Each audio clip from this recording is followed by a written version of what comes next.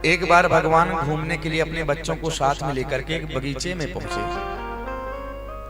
हम लोग भी जाते हैं ना अपने परिवार वालों के साथ में, बच्चों को साथ में लेकर के घूमने के लिए। तो ऐसे भगवान का मन हुआ, बोले चलो थोड़ा हम भी घूम फिर आए। बच्चे सब खेलने लगे। भगवान एक वृक्ष की छांव के नीचे बैठ करके आराम करने लगे। बोले तुम सब लोग खेलो, हम थोड़ी देर आराम करेंगे। बालक सब गेंद के साथ में, कंदुक के साथ में क्रीड़ा करने लगे। अचानक खेलते खेलते बच्चों की गेंद कुएं में गिर गई। गेंद को निकालने के लिए जब सब बालक पहुंचे तो देखते हैं कि उसमें विशाल गिरगिट पड़ा है। भागे भागे भगवान के पास में आए। बोले महाराज, आज से पहले हमने इतना बड़ा गिरगिट कभी नहीं देखा। भगवान आए और जैसे ही भगवान के हाथ का स्पर्श हुआ, उस गिरगिट का स्वरूप छूट गया। सुंदर स्वरूप लेकर के मनुष्य का भगवान की स्तुति करने लगा। भगवान ने पूछा, भैया तू कौन है? बहुत ध्यान से समझना, बहुत सुंदर कथा है। भगवान ने उससे पूछा कौन हो? हंसने लगा।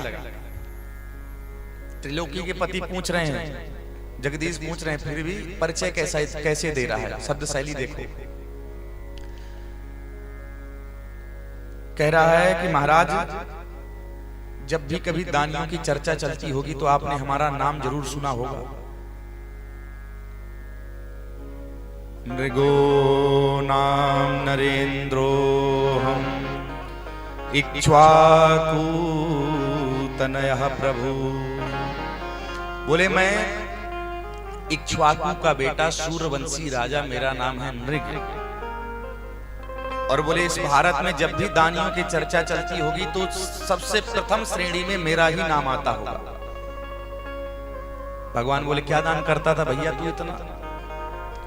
सो बोला महाराज, मैं गायों का दान करता था। बड़ी सुंदर कथा, बहुत ध्यान से सुनो। भगवान ने कहा कितनी तूने गायों का दान किया? फिर हंसने लगा। बोले महाराज, आप तो ऐसे पूछ रहे हो कि जैसे बरसात में बूंदे धरती पर गिरे, कोई कहे कि बताओ कितनी बूंदें गिरी हैं। कोई अगर कहे कि बताओ आकाश में कितने तारे गण हैं। कोई कहे कि धरती में कितने धूल के कण हैं, गिन के बताओ। ये बोला हो सकता है शायद धरती में कितने धूल के कण हैं उनकी गणना हो जाए। आकाश में कितने तारे हैं इनकी भी गणना शायद हो जाए। बारिश की बूंदें जो धरती में गिरती हैं शायद उनकी भी कोई गणना कर ले। पर मैंने इतनी गायों का दान किया है जिनकी कोई गणना ही नहीं हो सकती। भगवान बोले तूने इतनी गायों का दान किया फिर भी तू गिरगिट बन गया? तो हो सकता है कि बूढ़ी ठेली गैयन का दान करता रहा होगा। बोले जब गाय किसी मतलब की ना बचे तो पूंछ पकड़ के पंडित जी को थमा दो। गाय किसी मतलब की ना बचे तो पूंछ पकड़ के पंडित जी के गले में बांध दो। बोले अपने आप संभाल ले जा। भगवान बोले तो तू ऐसी गैयन का दान करता होगा जो किसी मतलब की ना हो। तो बोला महाराज, मैं ऐसी वैसी गायों का दान नहीं करता था। पयस्वनी तरुणी, बोले सुंदर गायों का जो दूध देती थी ऐसी गायों का मैं दान करता था। ऐसी वैसी गाय नहीं, चांदी से उनके खुर मढ़ा के, सोने से सींग और रेशमी वस्त्र पहना करके मैं सुंदर सुंदर गायों का दान करता था। भगवान बोले इतनी अच्छी अच्छी गायों का दान करता था फिर भी गिरगिट बन गया? तो हो सकता तेरी कमाई 2 नंबर की रही होगी। लोगों की आदत से पहले तो खूब 2 नंबर की चकाचक कमाई करते हैं और फिर बाद में उसका शोधन करने के लिए कुछ दान पुण्य करके पाप काट लेते हैं। तो भगवान बोले तू 2 नंबर की कमाई का दान करता रहा होगा। बोला मेरी जो कमाई थी न्यायार्जितेना, मतलब 1 नंबर की कमाई थी। न्याय के द्वारा जो मैंने धन कमाया था मैं उसी का दान करता था। भगवान बोले इतनी सुंदर गायों का दान और तेरी कमाई भी बहुत अच्छी थी फिर भी तू गिरगिट कैसे बन गया? कोई ना कोई तो अपराध तेरे से बना होगा। सो बोला कि महाराज मेरे से अपराध बना तो नहीं, पर अपराध गलती में हो गया।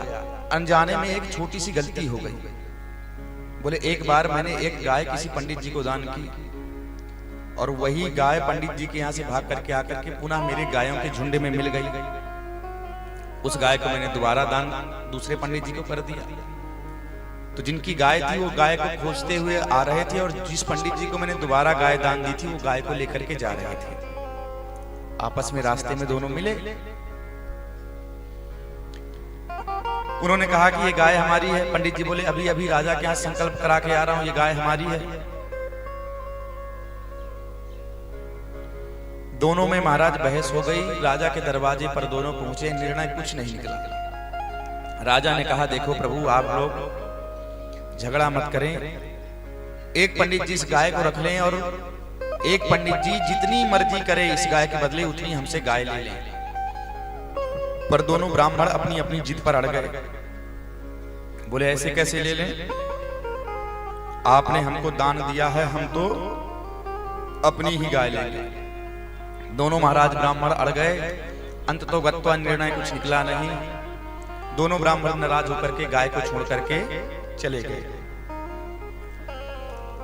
राजा नृग जब मरे तो यमराज ने कहा कि महाराज आप बड़े ही धर्मात्मा हैं, आपने बहुत पुण्य किया है, परंतु अनजाने में आपसे एक अपराध तो बन गया है, इसलिए आप पाप पहले भोगोगे, पुण्य पहले भोगोगे।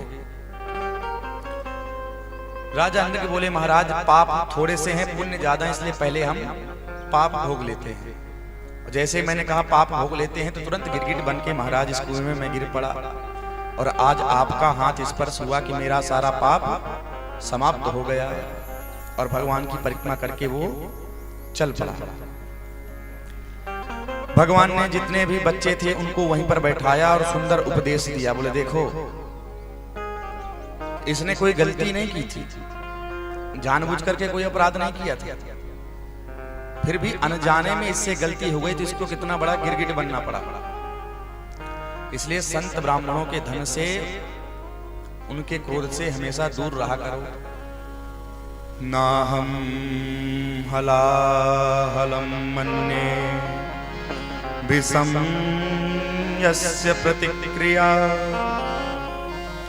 बोले देखो कोई अग्नि में कूद जाए तो मैं उसको बचा लूंगा, कोई विष पी ले तो मैं उसको बचा लूंगा, पर कोई संत ब्राह्मण का धन खा ले, उनका अपराध कर दे तो मैं उसको बचा नहीं सकता।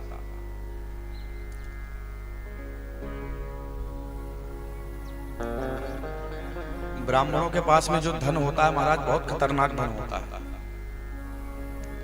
ब्राह्मणों को लोग कब दान करते हैं? बोले जब ज्यादा पाप ताप हमको सताते हैं तभी हम लोग दान करते हैं।